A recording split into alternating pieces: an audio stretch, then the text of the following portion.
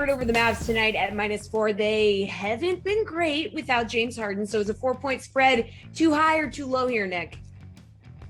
I think it's a little too low, maybe colored by those two losses to Milwaukee over the last few nights here. I think, the Bucks are kind of rounding into form as we near the playoffs. And obviously the Nets are dealing with the absence of Harden and still kind of working through some issues with that front court. And I think they've been a little bit more vulnerable there since losing LaMarcus Aldridge, who only played a few games for them and is 35 years old. But that was a big addition for a team that really doesn't have a lot of depth at the center spot right now.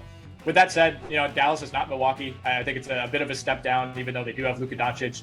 No Porzingis, no Maxi Kleber. There's not a ton of depth on this Dallas team. I mean, they have lost to the Sacramento Kings twice in the last 5 or 6 games here. So the floor is a bit lower for this Dallas team night to night.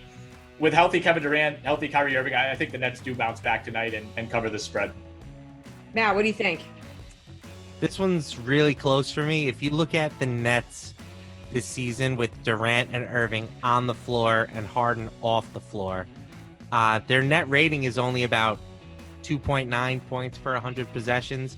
They're an offensive juggernaut. They're scoring 121 points essentially in that situation. So they don't necessarily need Harden from an offensive perspective to score the ball, but they are allowing 118.1 points. So Dallas is also playing really well recently. They're 7-3 over their last 10 games. Ironically enough, all 3 losses coming to the Sacramento Kings. So I'm not sure what to make of that because the Kings are not a particularly good team. But they've posted a net rating of closer to 7 or 8 in those contests. So I kind of like Dallas if I was forced to choose a side here. I think ultimately my favorite bet in this game is probably just taking the over, right? These are two teams that are scoring a ton of points at the moment.